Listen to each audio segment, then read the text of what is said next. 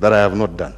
In his most recent encounter with corruption allegations, President Uhuru Kenyatta was a man in denial. In a State House summit with senior officials of his administration, President Kenyatta led a circular firing squad, treating a stunned audience to a spectacular blame game. But the 250 billion shilling Eurobond question just never goes away. The government's own Auditor General contends that some 215 billion shillings of the Eurobond funds could not be accounted for. This is by far the most corrupt government in our history. Frustrated Kenyans are quickly accepting the conclusion by critics that President Kenyatta's is the most corrupt administration in the country's history. Matters that have to do with procurement or finance have nothing to do with a cabinet secretary. When the 791 million shilling National Youth Service scandal broke last year, one of the principal suspects, then Devolution Cabinet Secretary Anne Waiguru, seemed to openly muse, "Why only me?" I have been advised by my doctor, who's sitting next to me, to take time off, to recover, and to undertake much lighter duties for some time. After much public pressure, Waiguru reluctantly left cabinet, citing not the NYS case, but personal health.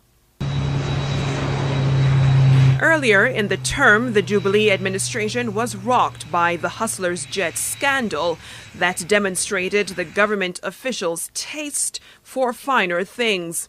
Approximately 100 million shillings was spent to hire a private jet to ferry Deputy President William Ruto on a four-nation West African tour. Will as many as of that opinion say aye?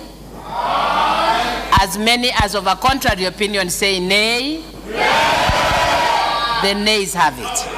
15 months later, though, the Jubilee-controlled parliament promptly voted down a report questioning the Hustler Jet expenditure. So, the report falls.